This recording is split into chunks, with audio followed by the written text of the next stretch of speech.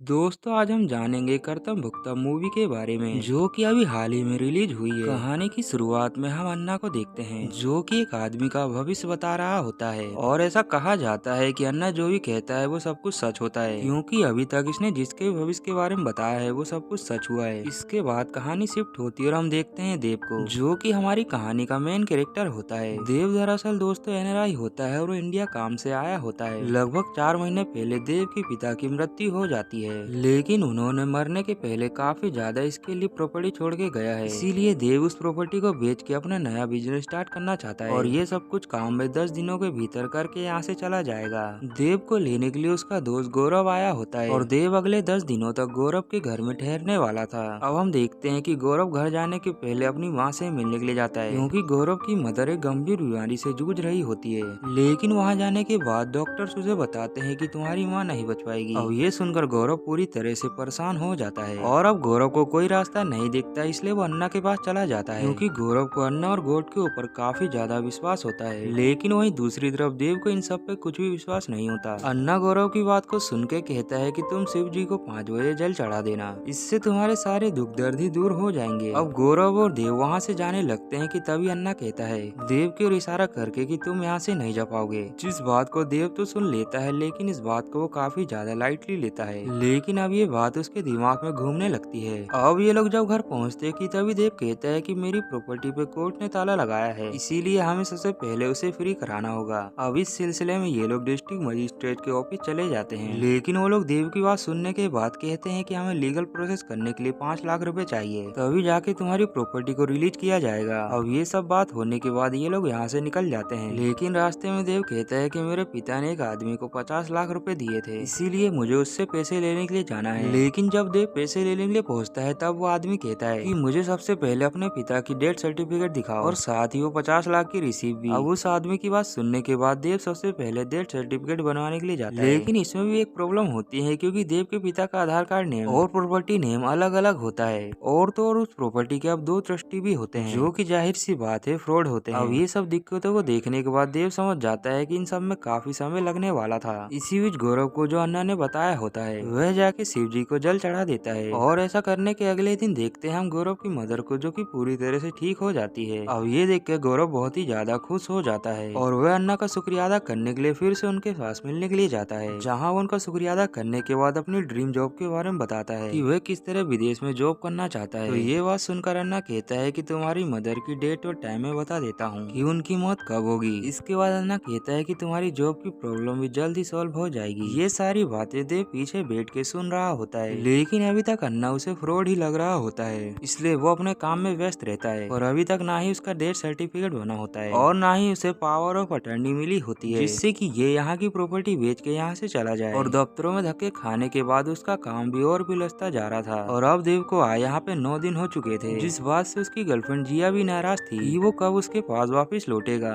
इसी बीच गौरव को खबर मिलती है कि इसकी जॉब दुबई में लग गई, जहाँ वो एक सेफ के रूप में काम करेगा, इसीलिए वो भी अब दुबई चला जाता है। जिसके बाद देव अकेले ही दफ्तरों के चक्कर मारता रहता है, जहाँ ऐसा करते हुए 1 महीना बीत जाता है और अभी तक उसका कोई भी काम नहीं हो पाया था। अब ये सब देखने के बाद जिया को लगता है कि शायद देव उसे इंडिया में चीट करने लगा है। अब देव के सारे काम बिगड़ रहे थे, इसलिए वो अन्ना के पास जाने का फैसला लेता है क्योंकि गौरव के बदलते जीवन को देख के वो काफी ज्यादा प्रभावित हुआ था। अन्ना देव के हाथ के देख के उसके सारे पास्ट के बारे में बता देता है, जो कि जाहिर सी बात है उसे पता नहीं होना था। अन्ना उसे गॉड पे विश्वास रखने और पूजा पाठ करने के लिए कहता है। अब अन्ना की बात को सुनकर वह उसे फॉलो करने लगता है, जहाँ ऐसा करने के बाद उसका विश्वास गॉड पे होने लगता है और ऐसा होते ही हम देखते हैं उसके काम को, जो कि अब बनने लगते हैं क्योंकि वो बंदा जिससे उसे 50 लाख रुपए लेने थे उसे देने के लिए देव के पास जो रिसीव होती है वो मिल जाती है और रिसीव के मिलते वो आदमी उसे 50 लाख रुपए दे देता है और तो और देव की जिस जायदाद को कोर्ट ने जब्त किया होता है उसे भी अब देव के नाम पे ट्रांसफर कर दिया जाता है। अब ये सब देखने के बाद देव काफी ज्यादा अन्ना के ऊपर खुश हो जाता है, जिस वजह से वो कुछ ही दिनों में अन्ना के घर खाने पीने लगता है। लेकिन अपने अच्छे काम बनते हुए देख के वो जिया को इग्नोर करने लगता है।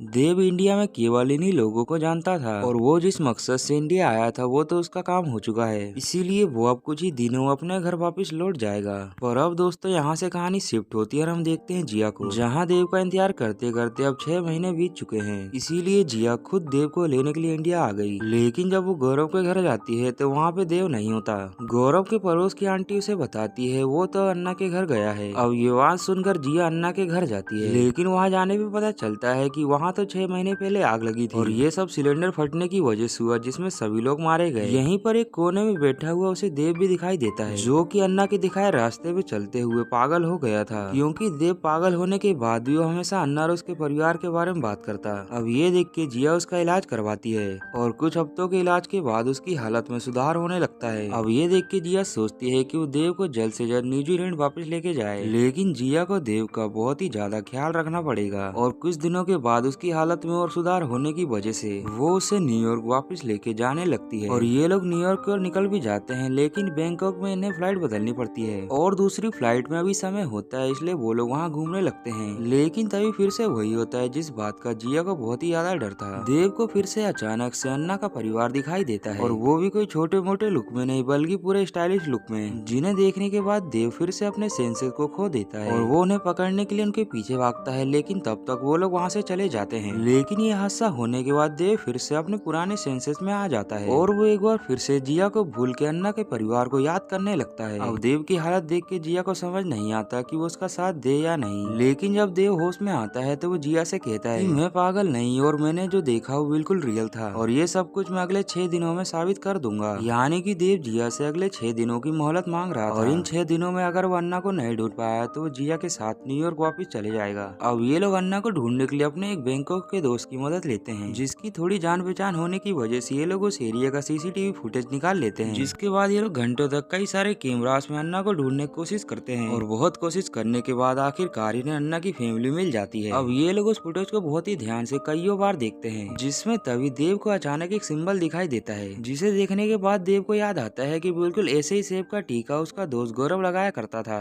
तभी ये देखकर देव का दोस्त कहता है कि सिंबल का तो पास ही में एक रेस्टोरेंट है। अब ये सुनकर देव जल्दी से उस रेस्टोरेंट में जाता है, जिसके अंदर जाते ही उसे कोई और नहीं बल्कि गौरव ही दिखाई देता है और गौरव जैसे ही देव को देखता है तो वहाँ से भागने लगता है, लेकिन देव उसका पीछा करके आखिरकार उसे पकड़ ही लेता है, जिसके बाद दोस्तों रिवील होते हैं बहुत ही बड़े बड़े राज। गौरव कहता है कि वो भी अन्ना की टीम का एक हिस्सा है और वो लोग अपनी फेक आइडेंटिटी बना के यहाँ पर रेस्टोरेंट को चला रहे हैं और इंडिया में घर का जलना और अन्ना के लोगों का मरना भी वो भी एक नाटक था। गौरव कहता है कि अन्ना का बेटा समीर मेरा दोस्त था और हम दोनों को ही रातों रात करोड़पति बनना था, इसीलिए जैसे ही तुमने मुझे अपनी प्रॉब्लम बताई तो मेरे दिमाग में आइडिया आया और हम दोनों ने ही तुम्हें लूटने के लिए अन्ना और उसकी फैमिली को भी बीच में शामिल किया और वो सब आधार कार्ड वाली नाम की प्रॉब्लम भी हमने ही क्रिएट की थी। प्रॉपर्टी के लिए दूसरे ट्रस्टी भी हमने ही तैयार किए थे और मैंने तुम्हें ऐसा बताया कि अन्ना पे हमें विश्वास रखना चाहिए, इसीलिए तुम्हारे इंडिया आते ही मैंने अपने आप को ऐसा दिखाया जैसे कि मैं बहुत ही बड़े दुख में हूँ और फिर मेरा अन्ना के पास जाना, जिसके बाद मेरे सारे ही दुख दूर हो गए, जिससे तुम्हारा विश्वास अन्ना के ऊपर 200% हो गया और इसके बाद तुम भी अन्ना के पास जाने लगे, जिसके बाद धीरे धीरे तुम्हारे भी कष्ट दूर होते गए और तो और तुम्हारा विश्वास इतना बढ़ गया कि तुम अन्ना के घर खाना भी खाने लगे। लेकिन तुम्हें इस बात का अंदाजा नहीं था कि अन्ना की पत्नी जो लक्ष्मी है वो एक रिटायर्ड केमिस्ट्री टीचर है, जो कि तुम्हारे खाने में किसी प्रकार का केमिकल मिलाती थी, जिसकी वजह से तुम हमेशा ही नींद में हुआ करते थे और एक दिन जब तुम्हारे सारे पैसे हमने अपने नाम कर लिए तो हम सबने तुम्हें जलाकर मारने की साजिश रची। लेकिन जैसे ही तुम अन्ना के घर में आया तो तुम्हें पता चला कि तुम्हारा मोबाइल तो ऑटो में ही छूट गया, इसीलिए तुम उसे लेने के लिए चले गए, इसलिए तुम्हारी जान बच गई और अब तक हम सभी को लगता था कि तुम शायद मर चुके हो। अब ये सारी सच्चाई देव को पता चलते ही वो फोर्सफुली गौरव को अपने प्लान में शामिल करता है। फिर इनका मिशन चालू होता है जो कि बदला लेने का था। सबसे पहले ये लोग लक्ष्मी की बैंड बजाते हैं क्योंकि वो अपनी स्किन को लेके काफी ज्यादा पॉजिटिव थी। जहाँ पहले तो जाके जिया लक्ष्मी से बहाने से दोस्ती करती है और फिर उसे बहुत ही शानदार ट्रीटमेंट दिलाने के लिए उसे अपने साथ लेके जाती है और वहाँ ले जाने के बाद वो लोग लक्ष्मी के फेस की ऐसी तैसी कर देते हैं, जिसकी वजह से लक्ष्मी अपनी पूरी खूबसूरती को ही खो बैठती है। अब इनका दूसरा टारगेट होता है समीर, जो कि एक ड्रग एडिक्ट होता है, इसलिए ये लोग उसे ड्रग के मामले में फंसाते हैं। जहाँ ये लोग पहले ही सस्ते दामों में समीर को ढेर सारे ड्रग बेच देते हैं और फिर खुद ही पुलिस को इन्फॉर्म कर देते हैं, जिसके बाद पुलिस समीर का पीछा करते हुए उसका एनकाउंटर कर देती है। लक्ष्मी अपने बेटे खोने के बाद इस सदमे को बर्दाश्त नहीं कर पाती, इसीलिए वो आत्महत्या कर लेती है। और इसके बाद ये लोग गौरव को नकली पासपोर्ट देके उसे इंडिया जाने के लिए कहते हैं, लेकिन इन लोगों ने चुपके से उसके बैग में ड्रग्स रख दिया था, इसीलिए एयरपोर्ट पे पहुंचते ही गौरव को गिरफ्तार कर लिया जाता है। अब इन तीनों के बाद अन्ना ही एक बचा होता है, जो कि अपने सारे परिवार को खोने के बाद खुद वो खुद पागल हो जाता है, बिल्कुल उसी तरह जिस तरह से देव पागल हो गया था। क्योंकि अब अन्ना को देव हर जगह दिखाई दे रहा था। और यहीं पर दोस्तों इस कहानी का दी एंड हो जाता है।